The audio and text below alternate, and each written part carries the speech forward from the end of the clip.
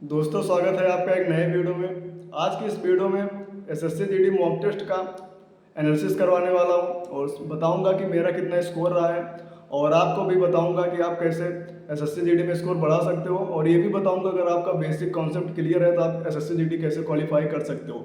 अभी कुछ लोगों के मन में आ रहा होगा कि ऐसा होता तो तुम खुद ही कर लेते। तो मैं सबसे पहले उनका ही डाउट क्लियर कर दूं कि देखो, मैं जब एसएससी के एक एग्ज़ाम के फिजिकल से जब मैं डिस्क्वालीफाई हुआ, मतलब वहाँ से मुझे हाइट में छाड़ दिया गया, ठीक है। तो सिंपल सा कहूँ तो मेरी हाइट जो है 170 नहीं है, ठीक है। इसीलिए मैं एसएससी जीडी की तैयारी नहीं कर रहा हूँ। और ये भी बता दूं कि अभी तक मैंने एसएससी जीडी का कोई भी बैच नहीं खरीदा है, ठीक है, और किसी भी बैच को पूरा नहीं पढ़ा, मतलब बैच से पढ़ा ही नहीं है। और फिर भी अभी आपको बताऊंगा मेरे कितने क्वेश्चन सही हो रहे हैं, और साथ ही बताऊंगा कि अगर आपके 110 प्लस मॉक टेस्ट में आ रहे हैं, ठीक है, 105 110 प्लस आ रहे हैं, तो आप आसानी से कैसे एसएससी जीडी क्वालिफाई कर सकते हो। मैं जैसे कहूँगा उतना करना, आप एसएससी जीडी क्वालिफाई होने से कोई नहीं रोक पाएगा, ठीक है। तो सबसे पहले मैं आज अपना स्कोर बता देता हूँ, उसके बाद आगे बात करूँगा, ठीक है।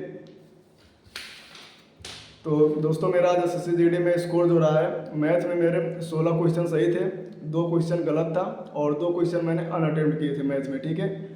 उसके बाद रीजनिंग की बात करें तो रीजनिंग में मेरा 17 क्वेश्चन सही था और 3 क्वेश्चन गलत था। हिंदी में बात करें तो 18 क्वेश्चन सही था और 2 क्वेश्चन मेरा हिंदी में भी गलत था, ठीक है।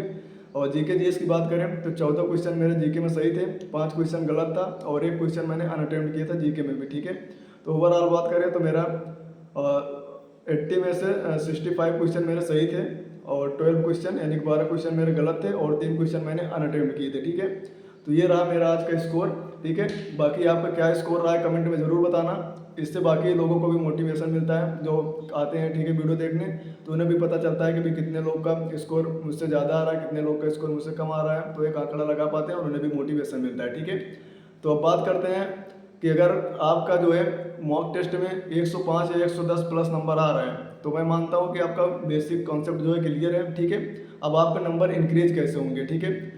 देखो, अभी मैं जैसे कि मैंने बताया मेरा हाइट नहीं है, इसीलिए मैं एसएससी जीडी की तैयारी नहीं कर रहा हूँ, बस मैं मॉक टेस्ट दे देता हूँ, ठीक है। और ये भी मैं बता रहा हूँ कि आज तक मैंने कोई भी एसएससी जीडी के बैच नहीं पढ़ा है, मैं अदर एग्जाम जो तैयारी कर रहा हूँ और वही पढ़ता हूँ, तो बस यहाँ पर मॉक दे देता हूँ। अब सोचो तुम बिना मॉक के अगर मेरे 115 120 125 तक मॉक टेस्ट में आ रहे हैं बिना बैच में पढ़े, ठीक है, तो आप कैसे पढ़ के, जो अगर आप बैच पढ़ोगे तो जाहिर सी बात है कि आपका नंबर इंक्रीज होगा, तो आप बैच लोगे पढ़ के कैसे जो है अपना नंबर जो है इंक्रीज कर सकते हो और एसएससी जीडी क्वालिफाई कर सकते हो, वो मैं बताने वाला हूँ, ठीक है।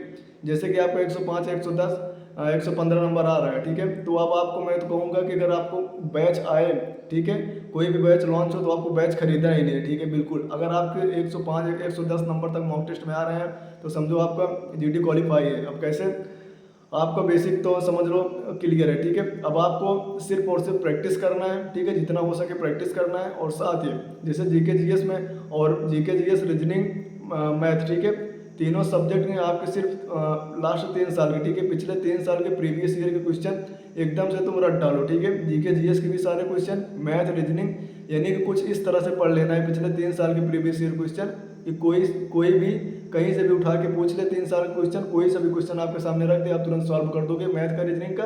और जीके जीएस ऐसे पढ़ लो 3 साल में कोई भी क्वेश्चन पूछ ले तो आपके क्वेश्चन गलत नहीं होने चाहिए, ठीक है।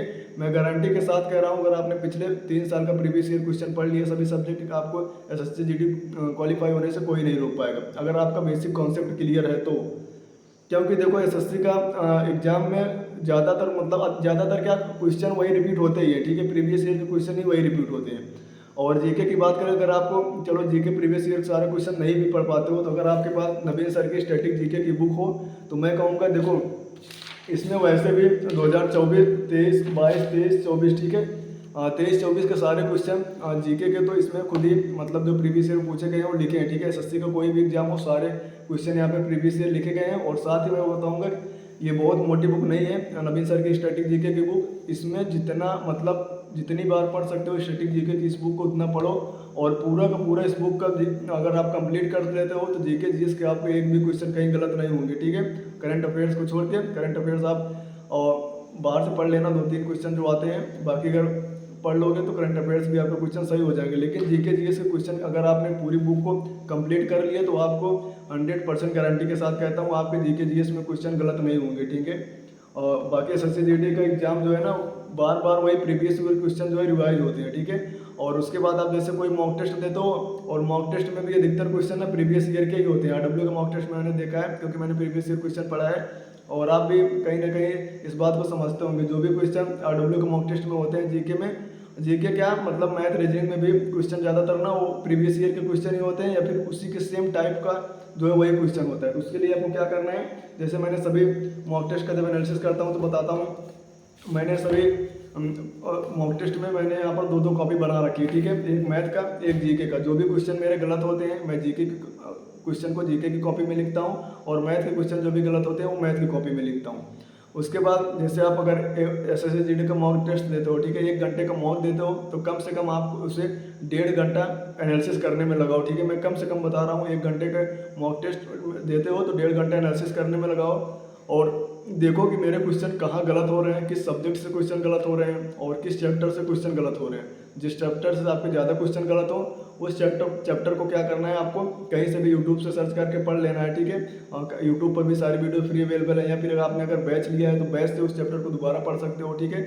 उसके बाद जैसे आपके जीके जीएस में जो क्वेश्चन गलत होते हैं उसको भी वहाँ पर लिखो। जैसे आप एक मॉक दिए, तो अब अगला मॉक आपका जो भी होगा वो तो अब आपको 1 हफ्ते बाद ही होगा। तो 1 हफ्ते में कम से कम यहाँ पर जो मैथ के क्वेश्चन लिखा है उसको 2 से 3 बार सॉल्व कर लो। जो जीके जीएस आपने यहाँ पर गलत हुआ है वो लिखा है उसको भी 2-3 बार यहाँ पर पढ़ लो, ठीक है। जो क्वेश्चन जीके जीएस गलत होते हैं उसे भी लिखो, साथ ही जब आप एनालिसिस करते हो तो वहाँ पर जो एक्स्ट्रा फैक्ट दिए होते हैं उसको भी लिखो, ताकि उससे रिलेटिव भी अगर आपका कोई भी क्वेश्चन पूछा जाए तो वो क्वेश्चन आपको गलत नहीं होने चाहिए, ठीक है।